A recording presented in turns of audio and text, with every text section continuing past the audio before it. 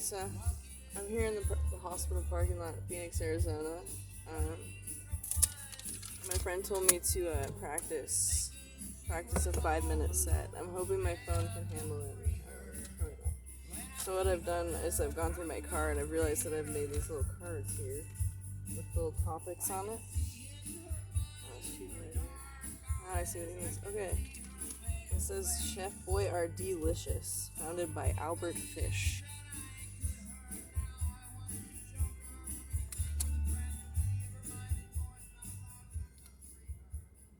I don't know if anyone knows who Albert Fish is. I do. Because when I was in high school, I really, really enjoyed learning about this guy. He had, let's see, what did he look like? He's a fucking gaunt looking figure. His eyes looked like empty vases, just sitting there. And he like chopped up a bunch of little kids, like ate them, like sent letters to the parents saying,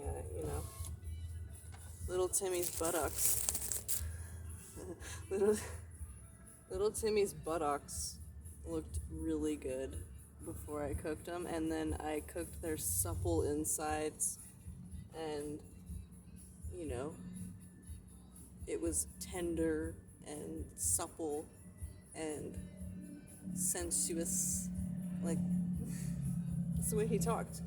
And so I imagine that if he had Chef Boyardee is the guy that makes shitty lasagna in a can that you can buy for cheap. Usually I buy it for homeless people. We used to get a lot of it when I used to work at the guitar shop doing restrings, and we'd get a lot of that for cans for fucking strings day. On the restrings. Anyway, Chef Boyardee-licious by Albert Fish is a blend of, we got some gnocchi. We're gonna take it a step up from the Chef Boyardee. We're gonna go north. We're gonna go to, gnocchi, fettuccine alfredo. We're gonna get into the, clams and mussels appetizers.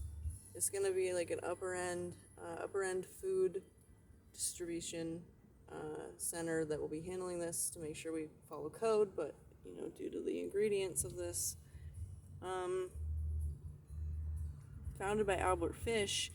Yes, he's dead, but he will be alive through this meal supplement that I've come up with here, and I expect to bomb.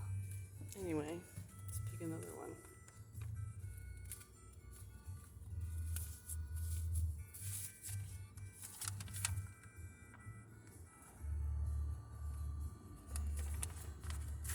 Okay. That is not what I'm. It's not a card with fucking. Oh, that's the wrong pocket. Okay. That's not. Same. What's wrong with it? Blair Witch. Well, fuck that movie. I don't care to look at some straw-hatted fucking freak. Dog shit M80s. Yes, this is an idea. This is something that I've thought about for a long time. It's not quite an M80. It's so it's a riot box. Riot boxes are those things that they have at prisons and various. If there's a riot or a rally or a protest, they'll bring them out. Like, hey, you don't want to get sprayed with these. Johnny Knoxville got sprayed with them once on TV, and he had like fucking blueberries all over his body after. So I can't imagine it feels good. Now you take that. This is more of a home defense system. It's inspired by my dog. So her shits when they dry out, they're very sharp. They're extremely sharp, extremely rigid. You scratch up against one and you're fucked. Like, you're gonna get gangrene, all kinds of shit, So what better way than to have like a, Sammy Sosa sitting there like a cardboard cutout, but it's like, it's gonna be expensive. So It's got to be more than cardboard. See, I'm over 5 minutes. I'll take my intro as a no-go. Anyway, Sammy Sosa is ready to take bat. So you see that in the dark, you're like, oh, fuck. You know, make it look really realistic, maybe some hologram type shit. And then from there, it'll say, you know, get out of here. A little recording thing like they have at Halloween. And then if they don't listen, it goes and all the dog shit, which is free, by the way, if you own a fucking dog. If you don't own a dog, it's still free. Go to the fucking dog park. They've got a ton. Anyway, free ammo. You just load that puppy up and let her rip. And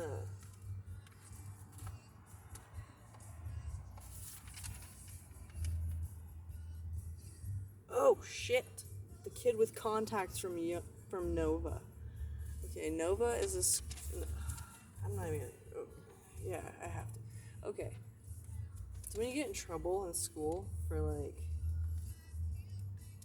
I don't know, things, you get sent to a place called the continuation school, where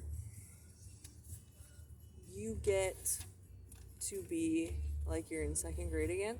Like it's like no homework, no nothing. You know, you have circle in the morning. It's called circle, and you sit around in a circle and like talk for like an hour and a half.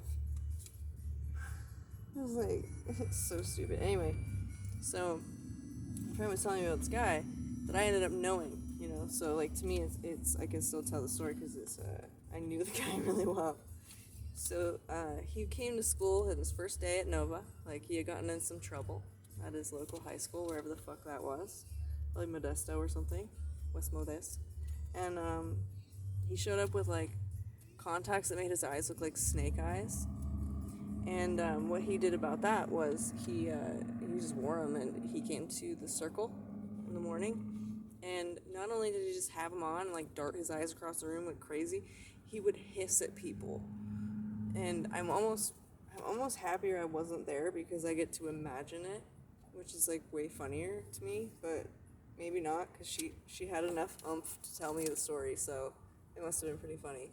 But for like a week he did this, and he was like anytime anyone looked at him, including teachers. Can't imagine why he got in trouble.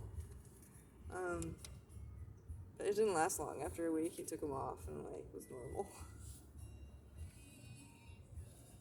I find that hilarious. I think that's funny.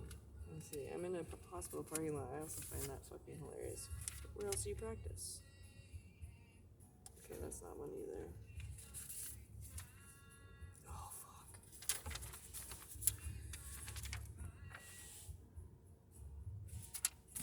Those of you that are illegible, this says Market Street.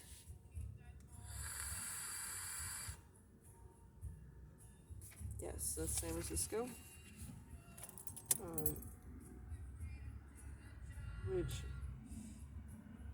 we were like 16 years old, and you know what I look like is I'm white, blonde hair. I no business on Market Street, which is also called the TL. You know the TL.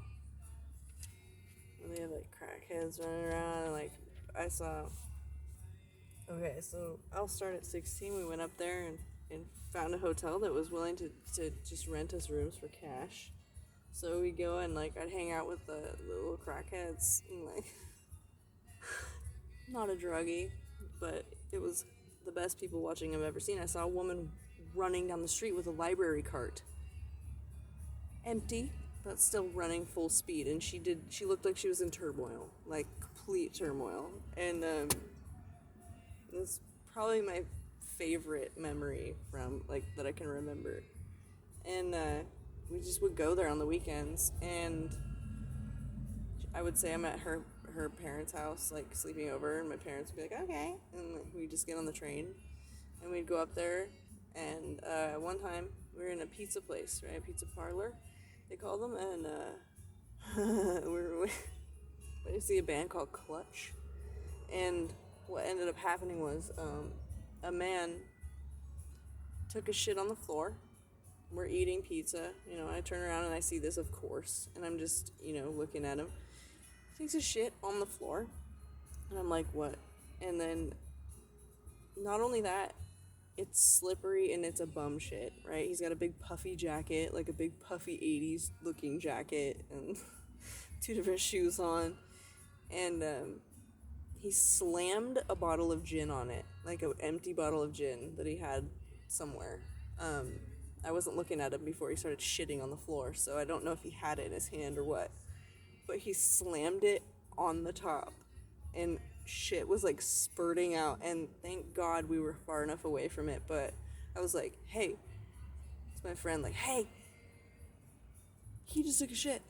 And she looked, she's like, holy fuck. So I went up and told the people at the store, hey, this guy just took a shit on your floor. And like they look and they're like, oh my God.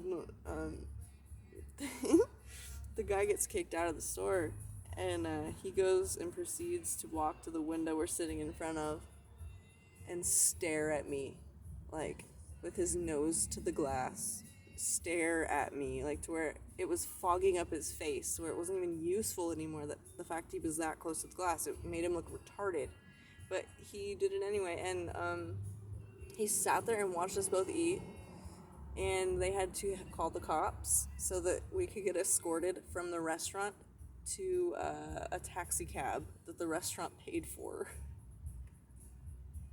That would take us away from this dude. And then, like, several other times, I remember, like, just walking around, a little hungover, just walking around, and seeing a guy just shake some shits out his pants, like little poo peplets, like Cocoa Puffs, just rolling down the street out of some dirty ass khakis. Khakis and running shoes, man. Don't trust it. There's no reason to wear both.